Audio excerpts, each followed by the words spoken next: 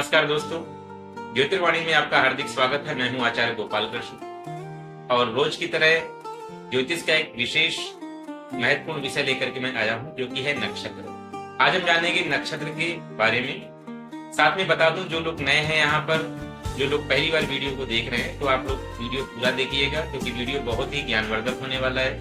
साथ में आप वीडियो को लाइक करें, शेयर करें अगर आपको वीडियो पसंद आए तो, लेकिन उससे पहले चैनल को सब्सक्राइब जरूर कर दें, क्योंकि हम रोज किसी न किसी विशेष अच्छे कंटेंट के साथ में वीडियो बनाते हैं। और जब आप हमारे चैनल को सब्सक्राइब कर लेंगे, बेल आइकन पे प्रेस कर लेंगे, तो जो भी वीडियो बनेगा उसकी नोटिफिकेशन सबसे पहले आप तक पहुंचेगी और आप वो जानकारी यहाँ से प्राप्त कर सकेंगे। तो चलिए प्रारंभ करते हैं नक्षत्र की ओर। दोस्तों, जैसा कि आपको पता है कि चंद्रमा हमारी पृथ्वी की परिक्रमा करता है, पृथ्वी का उपग्रह है। तो आप यहाँ देख रहे हैं कि ये केंद्र का मान है, ये हम मान लेते हैं पृथ्वी, और पृथ्वी की परिक्रमा के लिए यहाँ पे है चंद्रमा। तो चंद्रमा परिक्रमा करता है पृथ्वी की। तो पृथ्वी की परिक्रमा या किसी भी स्थान की जब परिक्रमा होगी, तो कोई भी गोला वो 360 डिग्री का होता है। कोई भी राउंड गोल चक्कर जो भी लगेगा 360 डिग्री का होता है। तो चंद्रमा परिक्रमा करता है पृथ्वी की, और आसमान में, नक्षत्र में, आकाश में हमने कल्पित रेखाएं मान रखी हैं। और कुछ नक्षत्रों का तारा समूह है।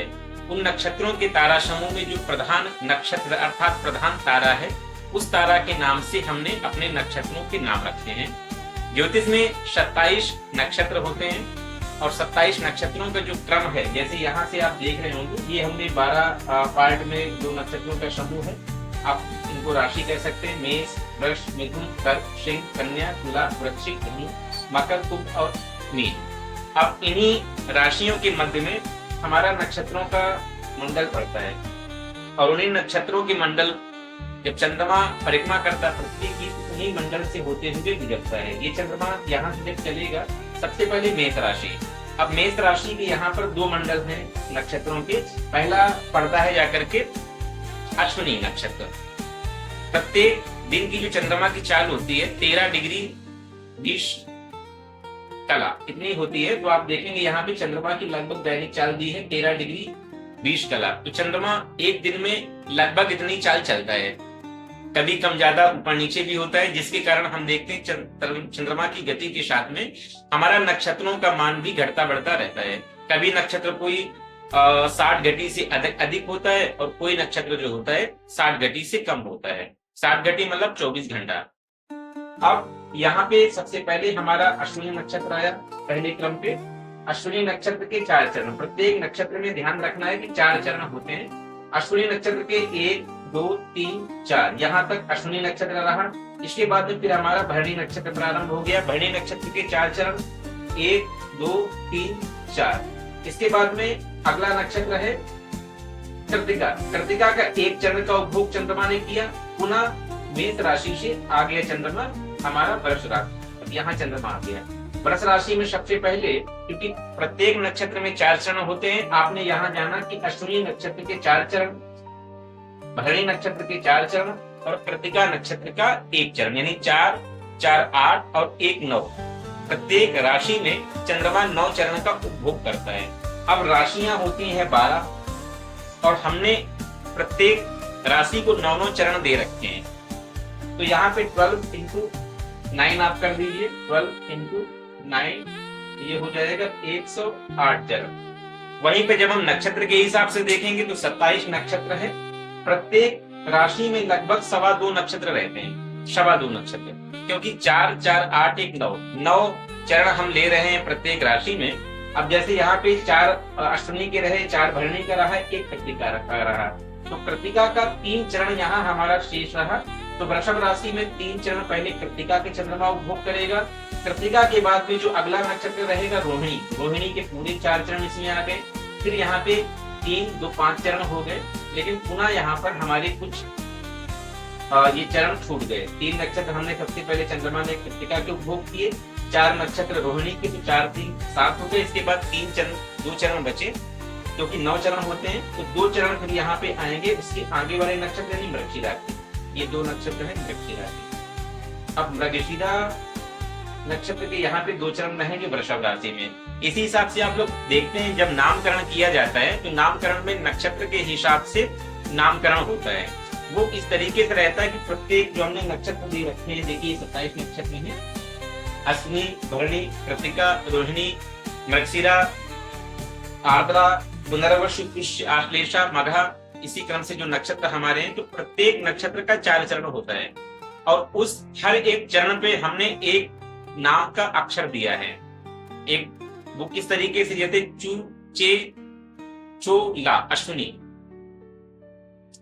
तो इसमें रहता कि किसी व्यक्ति का नाम, जैसे मान लीजिए अश्विनी नक्षत्र में किसी का जन्म हुआ और अश्विनी नक्षत्र के प्रथम चरण में जन्म हुआ तो उसका नाम चू से रखा जाएगा, चूहाराम मान लेते हैं। और अगर उसका द्वितीय चरण में जन्म हुआ तो चे, दूसरा चरण हो गया चे। अब चे से जब किसी का नाम रखेंगे तो चेतराम, चेतमणि, लड़की हुई तो चेतना।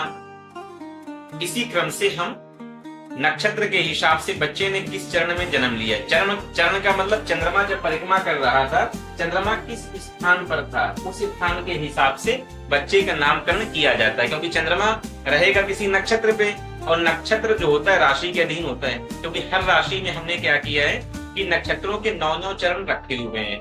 प्रत्येक नक्षत्र में 4 चरण होते हैं, तो कोई भी राशि जो होगी उसमें 9 चरण जब आएंगे तो 2 चरण तो 2 राशियों के 2 नक्षत्रों के आ जाएंगे, 4-4 चरण। इसके बाद में एक नक्षत्र किसी दूसरे नक्षत्र का होगा। ऐसे करके थोड़ा सा क्रम बदल जाता है, लेकिन नक्षत्रों के जो चरण हैं वो 4-4 रहेंगे और प्रत्येक राशि में 9 चरण आपको दिखेंगे। इस प्रकार से रहता क्या है, जैसे मान लीजिए किसी का जन्म यहाँ वृषभ में चूंकि जब वृषभ का प्रारंभ होता है तो अश्विनी नक्षत्र में चूंकि यहाँ हमने 4 चरण पहले दे दिए अश्विनी को, अश्विनी के बाद भरणी के 4 और कृतिका का 1 चरण बचा जाके। कृतिका का 1 चरण जो पहला चरण पड़ता है वो पड़ेगा मेष राशि में और बाकी के जो 3 चरण पड़ेंगे वो वृषभ राशि में पड़ जाते हैं। ऐसे में अगर किसी का जन्म कृतिका नक्षत्र के पहले चरण में हो गया तब तो उसकी राशि होगी मेष, और अगर कृतिका नक्षत्र के पहले चरण के बाद वाले चरण में जन्म हुआ तो उसकी राशि हो जाएगी वृषभ। और वृषभ में हमारा कृतिका के बाद में रोहिणी के 4 चरण और मृगशिरा के 2 चरण रहेंगे। इसके बाद मिथुन का नंबर आ जाएगा। मिथुन राशि में मृगशिरा के 2 चरण रहते हैं। मृगशिरा आप ऐसे 4-4 2-2 करके जब लिख लेंगे आपको पूरा समझ में आ जाएगा, क्योंकि 4-4 का क्रम है। हर नक्षत्र के चरण 4 होने हैं, लेकिन अगर 1 या 2 चरण किसी पहली वाली राशि में आ गए तो शेष जो चरण रहेंगे वो दूसरी वाली राशि में आएंगे। यहाँ पे मृगशिरा के 2 चरण हो गए। मृगशिरा के बाद में फिर नंबर आता है आर्द्रा। आर्द्रा के पूरे 4 चरण इसमें ले लिए हमने। इसके बाद फिर हमारे यहाँ पे 4 चरण 5 4 2 6 3 चरण शेष रहेंगे और 3 चरण फिर ये यहाँ पे आ जाएंगे हमारे पुनर्वसु के 2 चरण। मृगशिरा ये आ गया आर्द्रा और ये फिर हमारा यहाँ आ जाएगा पुनर्वसु। ऐसे ही जिस नक्षत्र में चंद्रमा रहेगा, जिस राशि में रहेगा, उसी के हिसाब से हमारी राशि होती है और वही हमारा नक्षत्र होता है। जैसे कि मान लीजिए ऐसे क्रम चलता रहा, सबसे अंत का जो नक्षत्र होता है वो होता है रेवती। और रेवती नक्षत्र के अंतिम जो 4 चरण पड़ते हैं वो पड़ते हैं जाकर के मीन में। यहाँ से मेष से प्रारंभ हुआ तो मीन में जाकर के जब चंद्रमा पहुंचेगा तो ये चरण जो 4 है ये है रेवती के। अब रेवती के जो नक्षत्र हैं दे, दो, किसी का नाम अगर दे से हुआ, जैसे देवकी नंदन तो दे, तो ये रेवती नक्षत्र का पहला चरण हुआ। 2 दौलत राम है ना, तो इस तरीके का रेवती का दूसरा चरण हो गया। च अर्थात चंदन नाम किसी का, तो चंदन में क्या हुआ, मीन राशि हुई और रेवती नक्षत्र का तीसरा चरण पड़ा जाकर के। अभी मैं जो आपको बता रहा हूँ केवल एक कॉन्सेप्ट क्लियर करने के लिए बता रहा हूँ, जिससे आप चीजों को समझ सके, आप ये जान सकें ये चीजें वाकई चलती कैसे हैं। आगे हम जब चर्चा करेंगे ज्योतिष के विशेष क्षेत्र में तो वहां पर हम डिटेल में जानेंगे। जब भविष्य के उसमें पढ़ेंगे, प्रेडिक्शन करना सीखेंगे तो बहुत ही डिटेल में चीजों को समझेंगे। अभी हम बेसिक रूप से ये जान सके कि नक्षत्र होते कैसे हैं, नक्षत्र की जो संकल्पना है वो किस आधार पे की गई है और राशि नक्षत्र का समन्वय क्या है। क्योंकि चंद्रमा की जो दैनिक चाल होती है वो नक्षत्र के रूप में होती है। आपको सभी को पता है कि जो चंद्रमा है वो एक दिन के करीब इसको लगता है एक नक्षत्र को पार करने में, तो वही नक्षत्र ही इसकी एक दिन की चाल कही जाती है। चंद्रमा प्रतिदिन 13 डिग्री 20 कला के आसपास चलता है।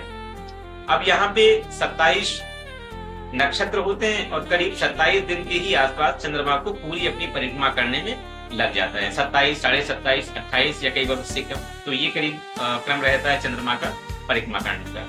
और चंद्रमा की परिक्रमा के हिसाब से ही चंद्रमास की संकल्पना की जाती है। चंद्रमास जैसा कि आपको सभी को पता है किस तरीके से चंद्रमास होता है। चंद्रमास का जो मैंने आपको तिथियां कैसे बनती हैं इस वीडियो में बताया हुआ है कि किस तरीके से सूर्य, चंद्रमा और पृथ्वी, चंद्रमा जब पृथ्वी की परिक्रमा करता है तो सूर्य से डिग्री जो कोण बनता जाता है उस कोण के हिसाब से तिथियां बनती हैं।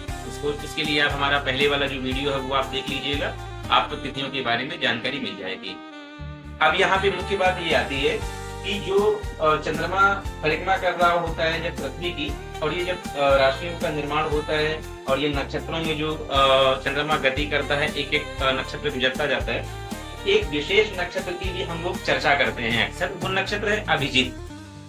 बहुत बार अभिजीत नक्षत्र की बात होती है और इसका बड़ा महत्व है। अभिजीत नक्षत्र के बारे में कहा गया है कि कोई भी कार्य अगर इसमें किया जाए तो ये सिद्ध हो जाता है। महाभारत का एक बहुत ही सुंदर श्लोक है जो कि ये कहता है कि देवताओं ने स्वयं इस मुहूर्त को चुना था, इस नक्षत्र को चुना था और नक्षत्र में युद्ध किया जिससे वो विजयी हुए। तो अभिजीत नक्षत्र की बड़ी महिमा आती है और अभिजीत नक्षत्र के बारे में कहा जाता है कि जो आपका श्रवण नक्षत्र है, श्रवण नक्षत्र का पहला चरण और उत्तराषाढ़ा का चौथा चरण, उत्तराषाढ़ा चूंकि पहले आता है, उत्तराषाढ़ा के चौथे चरण से प्रारंभ होकर के श्रवण नक्षत्र के पहले चरण के बीच में ये नक्षत्र हमारा पड़ता है। अब हम देखेंगे उत्तराषाढ़ा आखिर पड़ेगा कहाँ पे, तो ये पड़ता है जाके मकर राशि पे।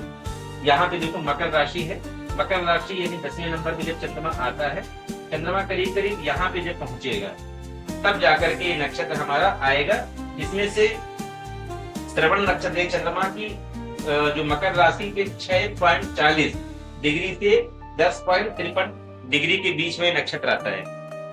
सीधे अर्थ में आप समझ लें नक्षत्र के हिसाब से कि जो उत्तराषाढ़ा नक्षत्र है, उत्तराषाढ़ा नक्षत्र का चौथा चरण और उत्तराषाढ़ा नक्षत्र का चौथा चरण और श्रवण नक्षत्र का पहला चरण, इसके बीच का जो रहता है यानी चौथे चरण से प्रारंभ होकर के पहले चरण की स्थिति के बीच में करीब 4 घड़ी का होता है। ये 4 घड़ी की अवधि का नक्षत्र बनता है और ये काफी विशेष माना जाता है। इस नक्षत्र में अगर कोई कार्य किया जाए तो निश्चित रूप से वो कार्य सिद्ध होता है, ऐसा कहा जाता है। तो दोस्तों, हमने अभी सामान्य तरीके से, सामान्य रूप में समझा नक्षत्र की स्थितियों में कि नक्षत्र होते क्या हैं। राशियों के अंदर एक पार्ट कह सकते हैं, क्योंकि राशि एक बड़ा स्थान हो गया। राशि भचक्र में चूंकि 12 राशियां दी गई, प्रत्येक जो राशि होती है उसको हमने 30-30 डिग्री का माना है। आप ऐसे समझ लीजिए कि गोला 360 डिग्री का है और उसमें राशियां 12 हैं, तो प्रत्येक जो राशि बनेगी जाके 30 डिग्री का बनेगी जाके 12 × 30 = 360। अब वहां पे नक्षत्र यानी उसके हम पार्ट कर रहे हैं, प्रत्येक राशि के 9 पार्ट कर दे रहे हैं। प्रत्येक नक्षत्र यानी 13 डिग्री 20 कला के आसपास का एक नक्षत्र आ रहा है, तो 13-13 26 डिग्री और 40 कला के आसपास के 2 नक्षत्र हो गए और शेष जो बच रहा है वहां पे हमारा 3.5 डिग्री के आसपास, 3.25 डिग्री के आसपास वो हमारा हो जा रहा है शेष अगले चरण का एक पाद यानी एक चरण। ऐसे 9 चरण पे एक राशि बन रही है। इस तरीके से 12 राशियों में 27 नक्षत्र होते हैं। 28वें नक्षत्र के रूप में हम अभिजीत को ले सकते हैं, जिसका मान बहुत ही थोड़ा होता है, इसलिए उसको गुप्त नक्षत्र, अंतर्हित नक्षत्र माना जाता है। प्रकट रूप से जो नक्षत्र हैं वो 27 नक्षत्र ही होंगे। आगे की वीडियो में हम ये जानेंगे नक्षत्रों के प्रकार क्या होते हैं, कौन कौन से नक्षत्र होते हैं, इनके प्रकार क्या है। नक्षत्रों में भी स्थिर संज्ञक नक्षत्र कुछ नक्षत्र होते हैं, कुछ चल संज्ञक होते हैं, है ना, कुछ मित्र संज्ञक नक्षत्र होते हैं। नक्षत्रों को स्वभाव के हिसाब से भी डिवाइड किया गया है। कुछ दानव नक्षत्र हैं यानी असुर नक्षत्र बोलते हैं जिनको, कुछ देव नक्षत्र माने गए। ऐसे करके जो हमारा अगला वीडियो रहेगा उसमें हम नक्षत्रों के बारे में आपको डिटेल में समझाते हैं और ये बताएंगे कि किन नक्षत्रों में हमें कौन से कार्य करने चाहिए जिससे हमारा कार्य सिद्ध हो सके। तो आप जुड़े रहिए हमसे, हम रोज कोई ना कोई नई जानकारी लेकर के आते रहेंगे। वीडियो अगर अच्छा लगा हो तो वीडियो को लाइक जरूर करें। धन्यवाद।